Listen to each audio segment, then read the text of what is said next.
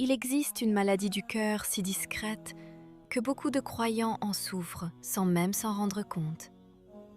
Ma sœur, tu n'as jamais vécu dans une époque où l'on te rappelait autant que tu n'étais pas assez belle, pas assez mince, pas assez élégante, pas assez parfaite. Chaque jour, ton téléphone te montre des visages sans défaut, des peaux parfaites, des corps retouchés, des vies soigneusement mises en scène. Et sans t'en rendre compte, tu commences à comparer la création d'Allah avec des images fabriquées. Le problème n'est pas la beauté. L'islam aime la beauté. Le prophète, que la paix et le salut d'Allah soient sur lui, nous a enseigné qu'Allah est beau et qu'il aime la beauté.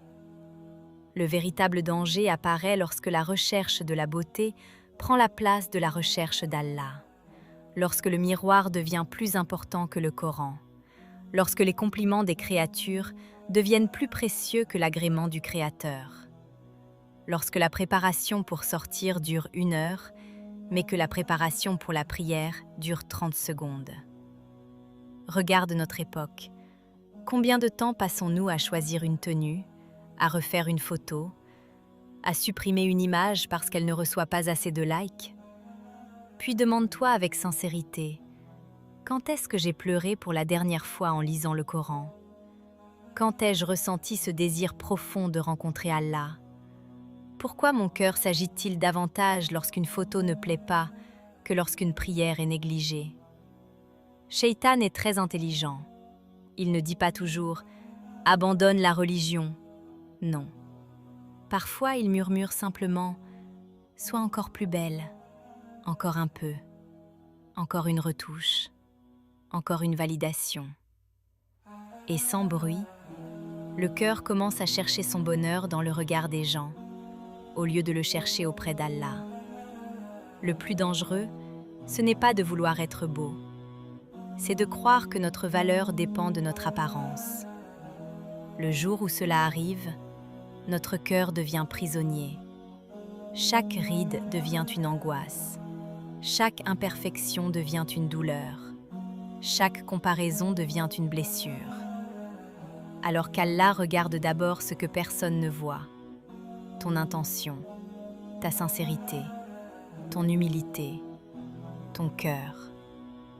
Combien de femmes extraordinaires se sentent aujourd'hui sans valeur, simplement parce qu'elles ne ressemblent pas à ce que montrent les réseaux sociaux?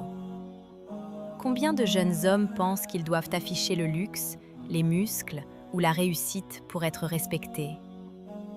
Nous sommes devenus une génération qui retouche son visage, mais qui oublie de purifier son cœur. Ma sœur, le plus beau maquillage ne cachera jamais un cœur rempli d'orgueil. La plus belle robe ne remplacera jamais la pudeur. Le plus beau voile ne remplacera jamais la sincérité. Et le plus beau visage ne remplacera jamais une âme proche d'Allah.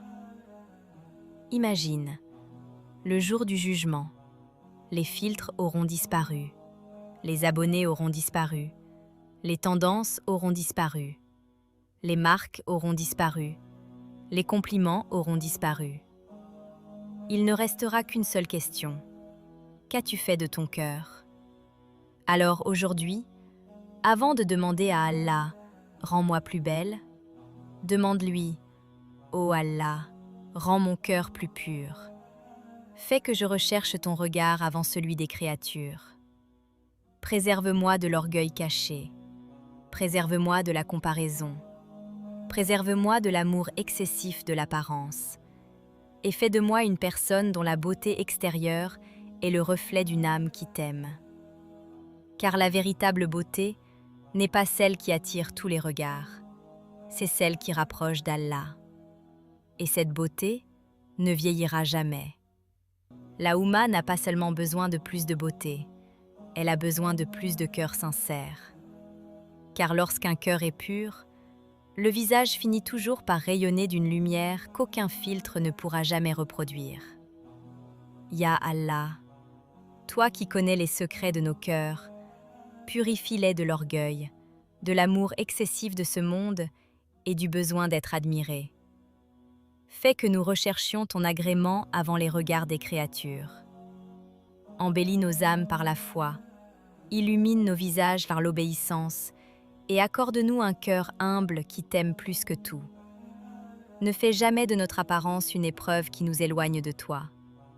Réunis-nous parmi tes serviteurs sincères et fais de nous une lumière pour la Houmma. Amin.